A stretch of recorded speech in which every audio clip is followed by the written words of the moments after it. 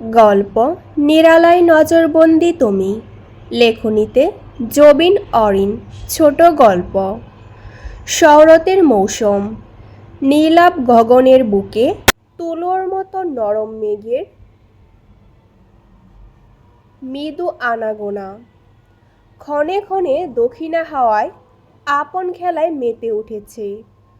ঘুগলির রোদশূন্য সিগ্ধ পরিবেশে সাততলা ভবনের সম্মুখে দাঁড়িয়ে থাকা বৃহৎ বৃক্ষটি তার পুষ্পরাজি মেলে ধরেছে অপরূপ ঐশ্বর্যে। আকাশি রঙের রঞ্জিত ভবনটি পঞ্চম তলার ব্যালকনি জুড়ে ফুল গাছের মেলা তার দৃষ্টিনন্দন রূপে পথিকের নজর কেড়েছে বারবার।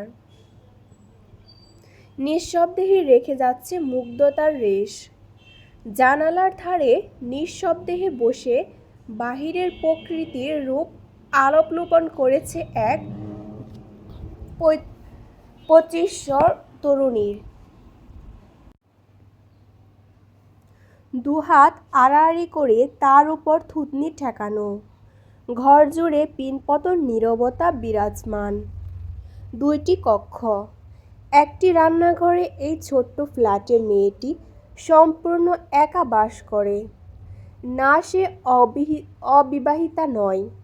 কয়েক মাস আগেই তার বিবাহ সম্পন্ন হয়েছিল পরিবারের একমাত্র পুত্রর সাথে। লোকটির নাম নির্ঝর। ভীষণ রকম শান্ত স্বভাবের লোকটি পরিবারের চাপে পড়ে বিয়ে করলেও সংসারের বাঁধনে নিজেকে জড়াতে চায়নি। তাই তো এক প্রকার পালিয়েই কাজের অজুহাতে ভিন্ন দেশে পাড়ি জমিয়েছে। আর এই ব্যাপারটা অন্য কারোর বোধগম্য না হলেও তার সদ্য বিবাহিতা স্ত্রী ঠিকই বুঝে গিয়েছে। তবে নির্জয় কখনো নিজের দায়িত্ব পালনে অবহেলা করেননি। দিনের প্রায় অর্ধেক সময় সে তার সাথে ভিডিও কলে থাকে। মাইক মিউট করে ঘন্টার পর ঘন্টা কাজে নির্মগ্ন থাকে। আর এই পাশে সে নির্বিকার চোখে তার ব্যস্ততার অবলোকন করে। মাঝে মাঝে ভীষণ বলতে ইচ্ছে করে, বউয়ের দিকে যখন নাই তাকাবেন তখন জোর করে এভাবে বসিয়ে রাখেন কেন, কিন্তু বলতে পারে না। ডেস্কে মনোযোগ দিয়ে কাজ করছিলেন নির্জয়। স্ক্রিনে দৃষ্টি পড়তে হাত থমকিয়ে গেল তার। বউয়ের মুখ গুজে রাখা মনোযোগী রমণীকে মিষ্টি হাসতে দেখে ভীষণ ভালো লাগলো না, বিশেষ ভালো লাগলো না। সামান্য একটা বইয়ে এত মনোযোগ, কই তার দিকে তো কখনো এত মনোযোগ দিয়ে তাকায়নি। তাকে দেখে তো কখনো এমন মিষ্টি করে হাসে না। কি আছে ওই বইয়ের পাতায় যা তার মধ্যে নেই?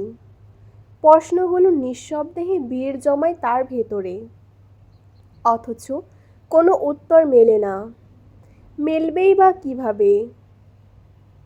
যার কাছে উত্তর নেই তাকে কি কোনোদিনও প্রশ্ন করতে পারবে না।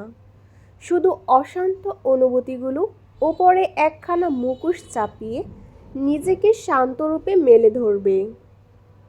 নীরবতার ভারে বড্ড ক্লান্ত ঘিরে ধরেছে নির্জয়কে। আজকাল নীরবতা সহ্য হয় না, না তার, এই রমণীর।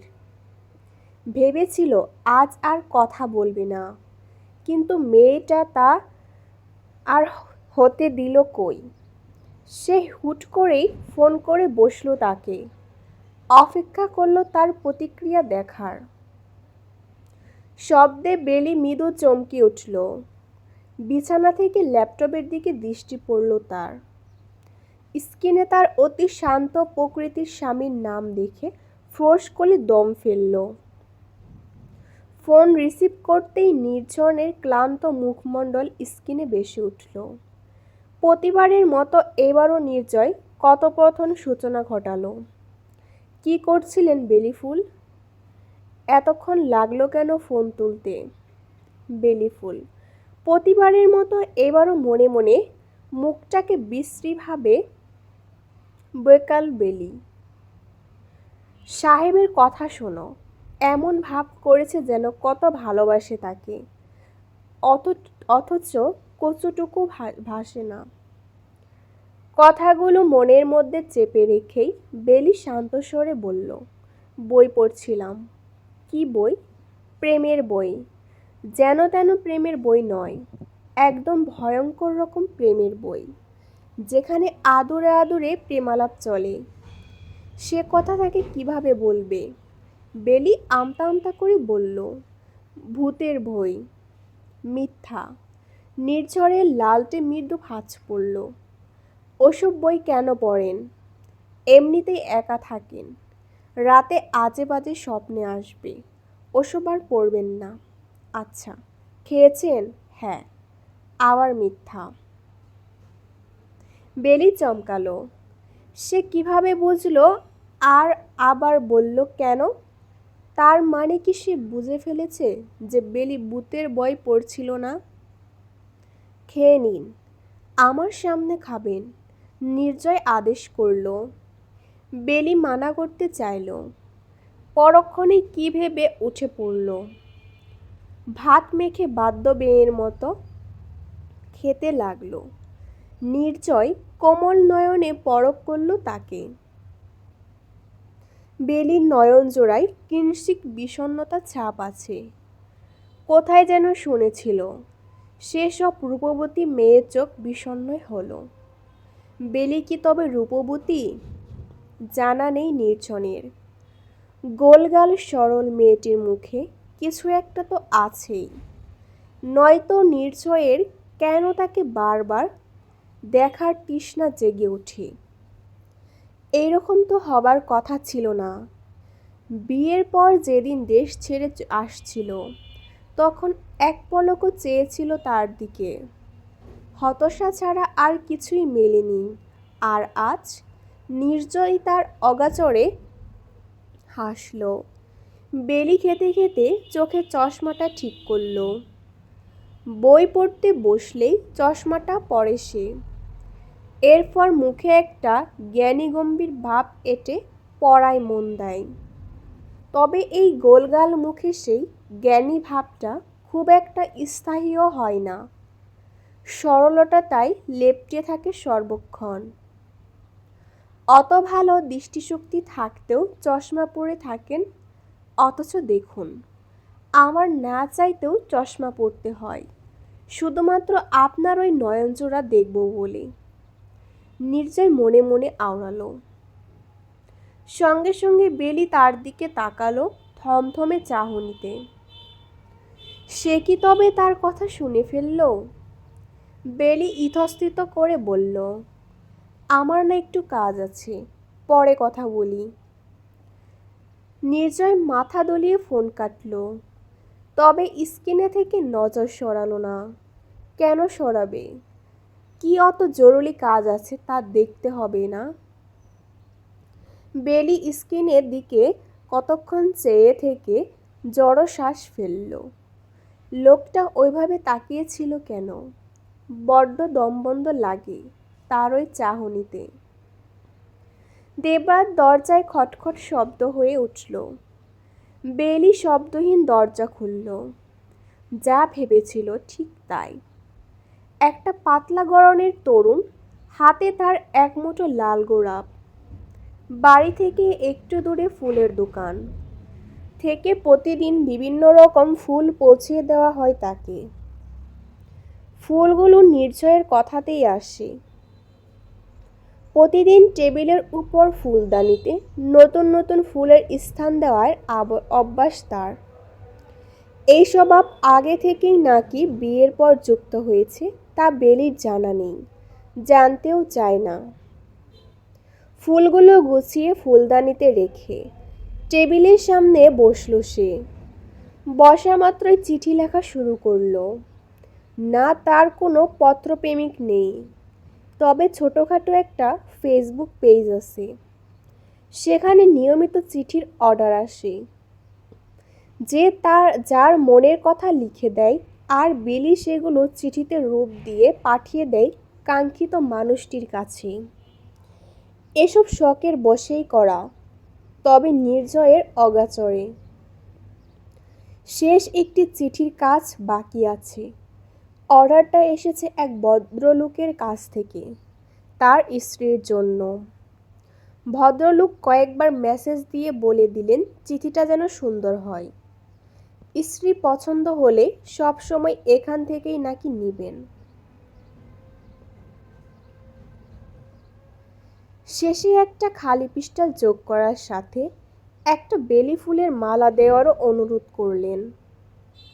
বেলির ভীষণ ভালো লাগলো তার আদরে পাগলামি দেখতে। স্বামী তো তারও আছে, কিন্তু সে তো একটা আস্ত রসকসহীন মানব। চিঠি লেখার আগে বেলি লোকটির মেসেজের দিকে চাইল।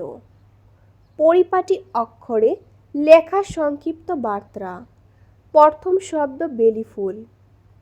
বেলির হাত থমকিয়ে গেল। সময় ব্যয় করে দীর্ঘশ্বাস ফেলল সে। আশ্চর্য, বেলি ফুল কি নির্ঝরের পৈতৃক সম্পত্তি নাকি? এই নামে আর কেউ কাউকে ডাকতে পারে না? নিজের যুক্তিহীন ভাবনাকে সরিয়ে দিল সে। অকারণ চিন্তায় সময় নষ্ট না করে অভিমান ও ভালোবাসায় মিশালে রাঙাতে লাগলো বাদামি রঙা চিঠিটি। এর মধ্যে লোকটি আবার মেসেজ করে জানালো যে ঠিকানাটি পরিবর্তন করতে হবে। তার স্ত্রী এখন অন্য কোথাও আছে কিনা। বেলি তার দেওয়ার ঠিকানাটি দেখে আরেক দফা চমকালো। নিজের বাসার পাশেই দোকান, সেখান থেকে একজন এসে নিয়ে যাবে। নিশীথের নিকষ কালো গগনে নক্ষত্রের ছড়াছড়ি। মনে হচ্ছে বিশাল এক কাপড়ে কেউ অসংখ্য সূচের ছিদ্র এঁকে দিয়েছে। চাঁদের দেখা নেই। আজ বোধহয় সেও অভিমানে রয়েছে।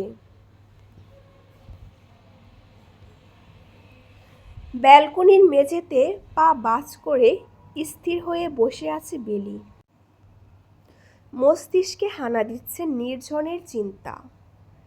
কারণ এটা তার ফোন করার সময়। ভাবতে ভাবতেই ফোনের আওয়াজ। এবার মোবাইলে অডিও কল করছে সে। ফোন তুলে কানে ধরতে নির্ঝরের প্রশ্ন, কি করছিলেন?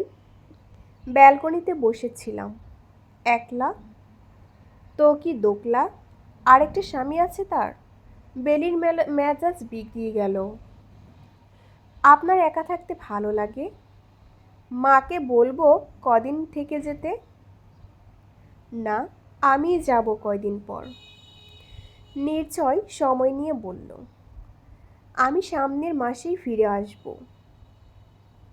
বেলির ভাঁজকিত লালট ধীরে ধীরে সোজা হলো। তবে কি সে স্বাভাবিকভাবে সংসার করতে চাইছে? তার চিন্তায় পানি ফেলে নির্ঝয় উদাস স্বরে প্রচণ্ড ভাঁজে কিছু কথা বলে উঠল। বেলি ফুল, আমি না একটা ভুল করে ফেলেছি। থেমে বলল, এখানে এসে একজনকে ভীষণ রকম পছন্দ করে ফেলেছি। বেলির বিস্মিত দৃষ্টি হইল। অনেকক্ষণ হাতড়ে মন থেকে কোনো বাক্য বের করতে পারল না সে। আপনার নামটাও তাকে দিয়ে ফেলেছি। অপরাধী স্বর তার। ভালো করেছেন। বেলি সময় নিয়ে স্বাভাবিক গলায় বলল, ভালো করেছি বলেছেন? হ্যাঁ। কেন? জানি না। আচ্ছা বাদ দিন। খেয়েছেন? হ্যাঁ। মিথ্যা। বেলি নির্ভয়। খেয়ে নিন বেলি ফুল। ওই নামে আর ডাকবেন না। আচ্ছা, এবার খেয়ে নিন। না খেলে আমি রেগে যাব। তাতে আমার কি হবে? নির্ঝয় কিঞ্চিৎ বিস্মিত হলো। বেলি কখনোই এমন করে পাল্টা উত্তর দেয় না। আপনি কি রেগে আছেন? কেন রাখবো? পছন্দ করার কথা বললাম যে। বেলি ভুরুকুটি করল। তাড়াহুড়া করে বলল, আমার ঘুম পাচ্ছে, রাখি। নির্ঝয় উত্তর আসার পূর্বে বেলি ফোন কেটে দিল। ফের ব্যালকনিতে এসে বসলো। অন্য কাউকে পছন্দ করে সেটা আবার বউকে নির্দ্বিধায় বলেছে, আবার বউয়ের নামও নাকি দিয়েছে। সাহস কি করে হয়? একবার খালি আসুক দেশে, তারপরের মজা ভালো করে বোঝাবো। নির্ঝয় পলকহীন তাকিয়ে রইল ফোনের স্ক্রিনে। বেলি কি রেগে গিয়ে ফোন কেটেছে? নির্জয়ের মন তাই বলছে, কিন্তু এতে সে খুশি হতে পারল না। বেলি কেন তাকে শাসন করল না? কেন একটু কষ্ট পেল না? নির্ঝয় বেলির মতো বুকে একঝাঁক অভিমান পুষে রাখল। দিনের আলোয় নগরীতে ছড়িয়ে পড়েছে, চারপাশে শুরু হলো ব্যস্ততার তীব্র কোলাহল। সেই কোলাহলের মাঝেই বেলি একটি তাজা বেলি ফুলের মালা কিনে আনলো। দোকানের সামনে দাঁড়িয়ে ফোন করতে সে পাতলা গগনের লোকটি ছেলেটি ফোন চিঠি নিয়ে গেল। বেলি কিছু বলতে চেয়েও থেমে গেল। বাসায় ফিরে দরজা আটকিয়ে যেই না শোবার ঘরে যাবে, অমনি দরজার শব্দ হয়ে উঠল। ফুল দিতে এসেছে নিশ্চয়ই। দরজা খুলে একই ছেলেকে দেখে কিঞ্চিৎ অবাক হলো সে। ছেলেটিকে একটু ক্লান্তি দেখাচ্ছে, তবে আজ তার হাতে ফুলের বদলে একটি বড় ব্যাগ। ছেলেটি ব্যাগটা এগিয়ে দিয়ে বলল, নির্ঝয় ভাইয়া পাঠিয়েছে। বেলি এক পলক তাকিয়ে ব্যাগটি হাতে নিল। বিছানায় বসে সেটি খুলতেই চোখে পড়ল একটি লাল টুকটুকে শাড়ি। তবে সাধারণ শাড়ি নয়, একেবারে বিয়ের শাড়ি। বেলি থমকে বসে রইল। শাড়ি পাঠানোর মানে কি? সে কি দেশে ফিরবে ওই মেয়েটাকে বিয়ে করার কথা ভাবছে? বেলির রাগ তরতর করে উঠতে গিয়েও থেমে গেল। ভেতরে আরও কিছু আছে। নিজের লেখা চিঠি আর বেলি ফুল দেখে ভুরু কুঁচকাল সে। ছেলেটা কি ভুল করে এটা দিয়ে গেল? পরক্ষণেই কোনো এক চিন্তা উকিয়ে দিল মনে। তড়িঘড়ি করে চিঠিটা খুলে ফেলল সে। সেখানে নিজের পরিপাটি লেখার শেষে কয়েক বাক্যে অপরিচিত কারোর হাতের লেখা আছে, বেলি ফুল, আপনাকে প্রথম দেখেছি 11ই মার্চ। দেখে একটুও সন্তুষ্ট হয়নি, বরং কোনো কারণ ছাড়াই এক অদ্ভুত বিষাদ ঘিরে রয়েছে আমাকে। মন চাইছিল আপনার সামনে গিয়ে বলি, এই মেয়ে শুনুন, আপনাকে আমার ভীষণ পছন্দ। আপনি আমার ভুলেও বিয়ে করবেন না, কিন্তু বলতে পারিনি। দিন যত ঘনাচ্ছিল ততই অস্বস্তি হয়ে পড়ছিল আমার মন। এরপর 17ই মার্চ আসলো। আমি মনে মনে খুব করে চাইতে লাগলাম যে আপনি যেন বিয়ের আগ মুহূর্তে কোথাও হারিয়ে যান, সকলের দৃষ্টি ফাঁকি দিয়ে হারিয়ে যান সদূরে, যেখানে আমি আমার ছায়াটাও কখনো ফেলব না। কিন্তু আপনি আমার এই চাওয়াটাকে অপূর্ণ রেখে কি সুন্দর করে বউ সেজে এলেন। ঠোঁটে সিক্ত হাসি, একে আমার পাশে বসলেন। কোমল নয়নে আদরে ভঙ্গি এঁটে আমার দিকে চাইলেন। তবু আমার মন একটুও গলেনি। না, আমার অন্য কাউকে পছন্দ ছিল, ছিল একরাশ ভয়, সংসার করবার ভয়। কিন্তু আমি সেই ভয়ের কথা আপনাকে জানাতে পারিনি, তাই তো দূরে সরে গিয়েছিলাম আপনার থেকে। কিন্তু তাতে আর লাভ হলো কই? অত দূর থেকেও আপনি কি ভয়ঙ্করভাবে আমায় নিজের দিকে টেনে নিলেন, যে আমি কিভাবে আপনার থেকে পালাবো ভেবে অস্থির হয়ে পড়ছিলাম। সেই আমি আজ অস্থির হয়ে ভাবি, কবে আপনার কাছে ফিরব। কিভাবে এমনটা করলেন বলুন তো? বেলি ফুল, আমার কালকে বলার কথায় কি আপনি রাগ করেছেন? অথচ আপনি খেয়ালই করলেন না যে আমি অন্য কারোর কথা বলিনি। আপনি কি কষ্ট পেয়েছেন? পেলেও আমি একদম সরি বলবো না। আমি যে কত শত কষ্টের পাহাড় বুকে নিয়ে বাস করছি। কই, আপনি কি একবারও সরি বলেছেন আমায়? শুধু ওই ভয়ঙ্কর সুন্দর নয়নজোড়া দিয়ে ড্যাব ড্যাব করে তাকিয়ে থেকেছেন। আমি দূর দূর বুক নিয়ে দৃষ্টি লুকিয়ে রেখেছি। তবে আমার আর এই নীরবতা খেলা সহ্য হচ্ছে না। আমি অতি শীঘ্রই ফিরছি আপনার কাছে, আমার বেলি ফুলের কাছে। লেখাগুলো পড়ে থমকিয়ে রইল বেলি। 17ই মার্চ তার আর নির্জনের বিবাহ সম্পন্ন হয়েছিল। তবে এগুলো নির্জয়ের লেখা? শান্তশিষ্ট রসখসহীন লোকটাও এত গুছিয়ে নিজের অনুভূতিগুলো তাকে দিয়ে লিখিয়ে নিল? কালকের বলা তার পছন্দের মানুষটি তবে বেলি নিজেই ছিল। থমথমে পরিবেশে আরো ভারী করে হঠাৎ বাজখায় শব্দে ফোনটা বেজে উঠল। বেলি কেবল পলকহীন তাকিয়ে রইল সেদিকে। চতুর্থবারের মতো বেজে উঠতেই রিসিভ করল। ফোন তুলতে এত সময় নিলেন কেন? বেলি নিরুত্তর। বেলি ফুল? বলছি নাও, নামে আর ডাকবেন না। বেলি শক্ত গলায় বলল। আপনাকে আপনার নামে ডাকবো না, বেলি ডাকবেন। আমার নামে কোনো ফুল নেই, আমি দিয়েছি ওই নাম। কেন দিবেন? নির্ঝয় হাসল। তার হাসির শব্দ কর্ণকুহুরে পৌঁছাতেই বেলি লজ্জা পেল। একদম হাসবেন না। নির্জয় হাসি থামালো, বলল, বেলি ফুলের মালাটা অমন অযত্নে ফেলে রেখেছেন কেন? ওটা কি ফেলে রাখতে দিয়েছি? কোন মালার কথা বলেছেন? আমার কাছে কোনো মালা টালা নেই। আবারও মিথ্যা বলেছেন। আপনার কাছে কোনো প্রমাণ আছে যে আমি মিথ্যা বলেছি? বিছানায় আপনার ডান হাতের সামনেই মালাটা রাখা আছে, আমি স্পষ্ট দেখতে পাচ্ছি। বেলি বিছানার দিকে তাকালো, তড়িং বেগে দাঁড়িয়ে বলল, আপনি কিভাবে জানলেন?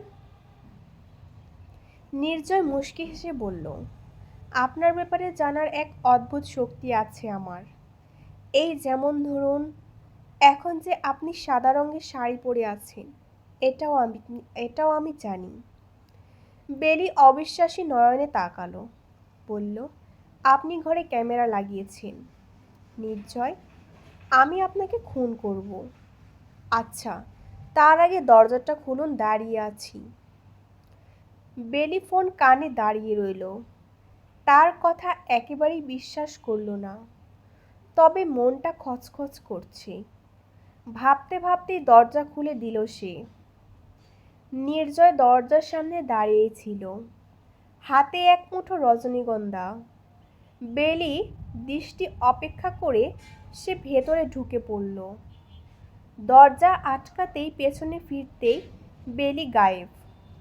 দেখো কাণ্ড, ফোনে এতক্ষণ শাসন করা মেয়েটা নাকি এখন পালিয়েছে। নির্জয় মৃদু হেসে ফুলগুলো ফুলদানিতে রাখল। তারপর ব্যালকনিতে পা বাড়াতেই এক কোণে তার দেখা মিলল। দৃষ্টি বাহিরে নিবদ্ধ, গাল ফুলিয়ে নিঃশব্দে দাঁড়িয়ে আছে। নির্জয় তার পাশে গিয়ে দাঁড়ালো, বলল, এখনো কি রেগে থাকবেন বেলি ফুল? বেলির সর্বোচ্চ মৃদু শিহরণ বয়ে গেল। সম্বোধনটা আজ ভীষণ রকম আদরে ঠেকাচ্ছে তার কাছে। এই কয়েক মাসে তো এই সম্বোধনটা আদরে লাগেনি। উল্টে যতবার শব্দটা শুনেছি, ততবারই আদিক্ষেতা ভেবে মুখ বেঁকে নিয়ে ফেলেছে। তবে আজ কেন এত মিষ্টি লাগছে? সরাসরি শুনছে বলে। আর ভাবনার মাঝে নির্জয় আবার বলল, অমন রেগে থাকবেন না বেলি ফুল। আপনার চোখখানা স্বামীর আর ওইসব ক্যামেরা দিয়ে আপনার উপর নজর রাখবে না। এখন তার 4 চোখই এই কাজের জন্যই যথেষ্ট। বেলি হাসি পেল। তবু সে অভিমানী দৃষ্টিতে তার দিকে চাইল। নির্জয়ের ঠোঁটে তখন চমৎকার হাসি, বড্ড অপরিচিত হাসি। বেলি মুখ আবারও বাহিরের দিকে করে নিল। নির্জয় ফোঁস করে দম ফেলল। নিশ্চুপ হয়ে ঘরের দিকে পা ফেলল। বেলি অবাক হয়ে সেদিকে তাকালো।